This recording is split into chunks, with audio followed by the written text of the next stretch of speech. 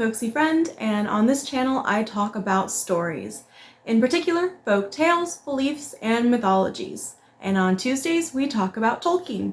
Today's Tuesday, so let's go. The greatest evil in all of Middle-earth has spent almost 3 ages serving his imprisonment in the halls of Mandos. In that time, most elves have traveled across the world, some staying in Middle-earth, but most traveling across the sea to Valinor. The elves in Valinor built 2 great cities, then spent their time learning from the Valar, improving their skills, and just generally flourishing. Those in the western part of Middle-earth were united in the kingdom of Thingol and Melian. All elves across Arda lived in peace, families grew, and time passed without much strife.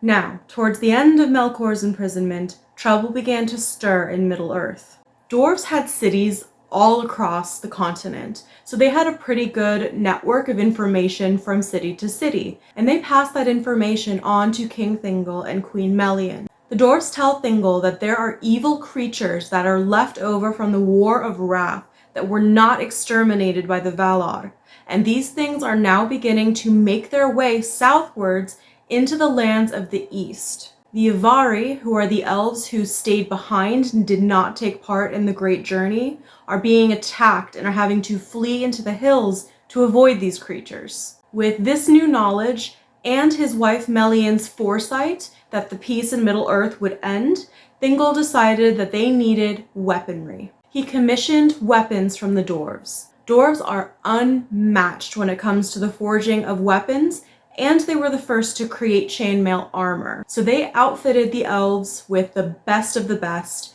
and it was good timing because they soon needed it. It didn't take long for these creatures of the north to begin to venture into Beleriand itself. Wolves there were, or creatures that walked in wolf shapes, and other fell beings of shadow. Among them were the orcs. Now at first, the elves thought that these orcs, these new creatures, were actually Ivari, who had just gone wild in the wilderness, but that was not quite right. A video on the creation of the orcs is upcoming.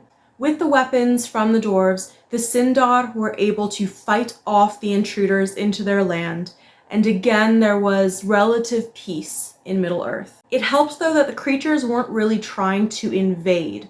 They were just getting the lay of the land, waiting for their lord and master, Melkor, to return to them.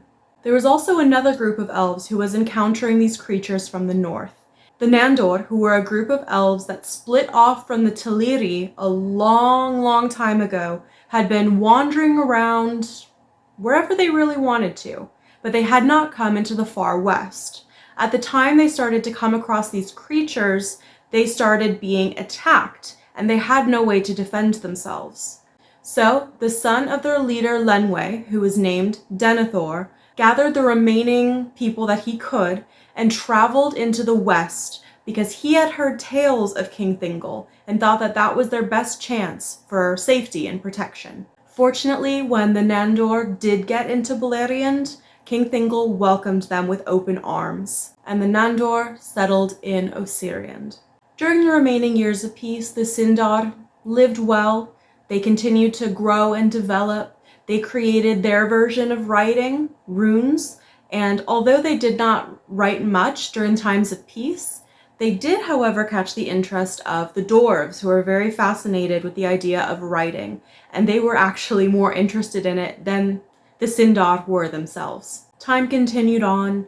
Thingol ruled with grace and authority, and the beauty of Melian and Luthien lit up whoever came across them. Sometimes Orome even still came riding through the land. Although his majesty and his might did intimidate the elves, and they were afraid by the thunderous hooves of his horse, Nahar, they still knew that when they heard his horn blow, evil things were being chased away. Back in Valinor, the greatest time of glory and bliss was coming to an end. Melkor had finished serving his 3 ages of solitary imprisonment, and he was brought to the Ring of Doom, the throne circle of the Valar, to be judged. Melkor saw that there were elves gathered to see this judgment, and he saw their shining beauty and their gems and their joy, and he was filled with envy and a lust for what they had, and a deep, deep hatred stirred in him.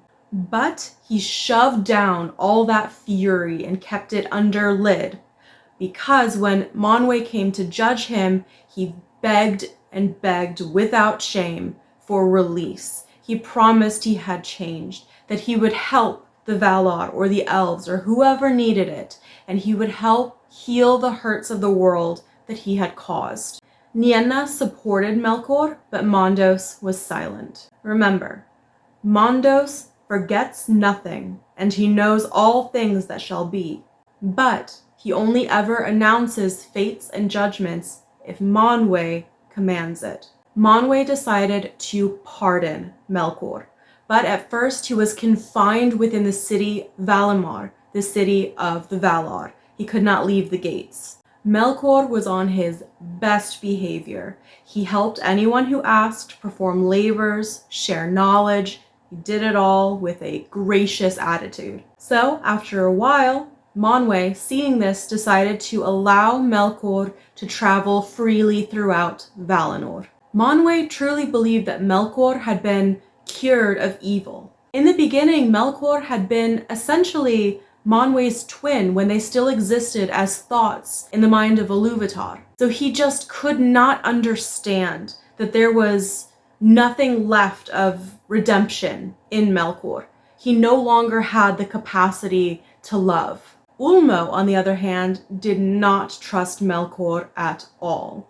And Tulkas never forgot the damage that Melkor had done to the world. Despite their concerns, though, they said nothing, because those who defend authority against rebellion must not themselves rebel. Melkor continued to act as though he truly had changed, and he fixed his attention on the elves. Of all things in the world, there was nothing Melkor hated more than the elves. Not only was he fiercely jealous of them, he blamed them for the War of Wrath and his downfall in Middle-earth. But Melkor pretended to love the elves. The Vanyar were suspicious of him, didn't get close, and he didn't think the Teleri were really worth his time. But the Noldor were perfect. The Noldor loved to learn and create and improve. They constantly wanted to better themselves and had this hunger for knowledge. And he was more than happy to supply any knowledge that they wanted, including hidden knowledge, things that the Valar had not told them, and they just ate it up. Now, the greatest of the Noldor is undoubtedly Feanor. His skill in crafting and his general intellect was unmatched. In time, Melkor would boast that he actually taught Feanor much of what he knew, and that he had a hand in all of Feanor's greatest achievements. But it was a lie. In reality, Feanor worked best alone, and he sought advice from no one. The only person whose counsel he would listen to at all was his wife, Nurdanel. With Melkor out of his imprisonment and free to wander amongst and whisper to the elves in Valinor, and his creatures starting to stir in Middle-earth, it was only a matter of time before the now tenuous peace was broken. Join me next week when I will talk about Feanor's greatest creation, the Silmarils, and the beginning of the great devastation that will come from their creation. Thank you for spending some time with me here today as I talked about Tolkien. I hope you enjoyed the video. Let me know what you think in the comment section below.